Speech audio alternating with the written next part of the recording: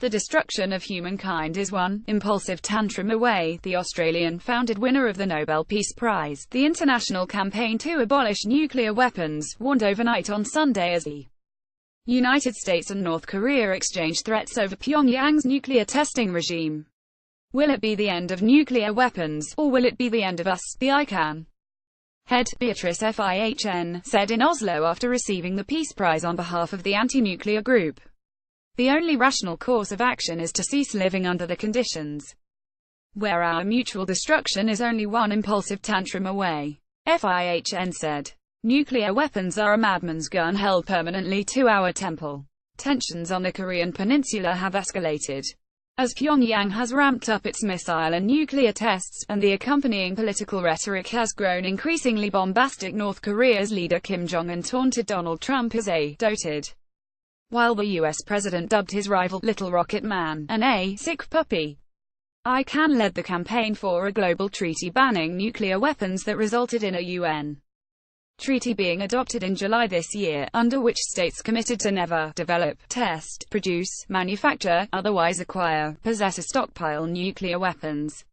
123 countries voted for the treaty at the UN General Assembly in July. So far, 56 countries have signed up to it and 3 have ratified it. The ban treaty will come into force when 50 countries have signed and ratified it. Ican was established in Melbourne in 2007.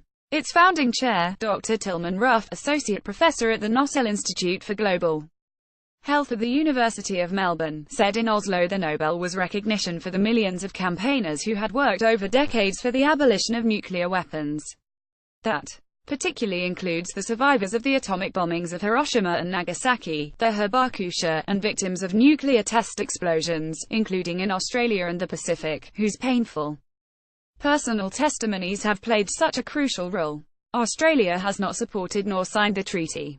But Ruff, who was also a member of International Physicians for the Prevention of Nuclear War when that organization won the Peace Prize in 1985 for its work highlighting the catastrophic health consequences of atomic war, urged Australia to follow the lead of New Zealand, Indonesia and other countries in the Asia-Pacific and sign and ratify the accord.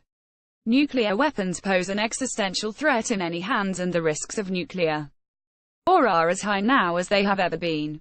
Yet the current Australian government has done all it can to get in the way of efforts to end this existential threat to humanity. The Australian government has maintained a long-standing opposition to a nuclear weapons ban treaty. As a key plank of its foreign policy, Australia has consistently maintained that, as long as nuclear weapons exist, it must rely on the protection of the extended deterrent effect of the US's nuclear arsenal, the second largest in the world. Australia was a key agitator in preliminary meetings in trying to get the resolution establishing treaty negotiations defeated. But the push for a treaty won massive global support, with 123 nations voting in favour, 38 opposing and 16 abstaining. Australia joined the nuclear weapons states Russia, the US, Israel, France and the UK to vote against the resolution. China abstained. The treaty will not offer a practical path to effective disarmament or enhanced security, a Department of Foreign Affairs and Trade spokesman told The Guardian during negotiations. Australia regards the Treaty on the Non-Proliferation of Nuclear Weapons as the cornerstone of global non-proliferation and disarmament efforts. But the nuclear ban treaty has widespread community and growing political support.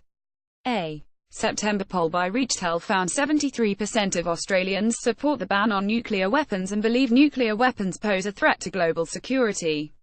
73 parliamentarians, including 60 members of the Labour Party, 8 Greens, 1 Liberal and 1 National, have signed Ican's Global Parliamentary Pledge, which commits parliamentarians to work for the signature and ratification of this landmark treaty by our respective countries.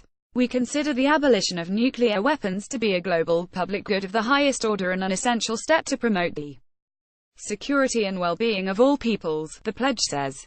The nuclear ban treaty is supported by the majority of the nations on Earth, but it has no backing from the 9 known nuclear states, the US, China, France, Britain, Russia, India, Pakistan, Israel and North Korea, which include the veto-wielding permanent 5 members of the Security Council.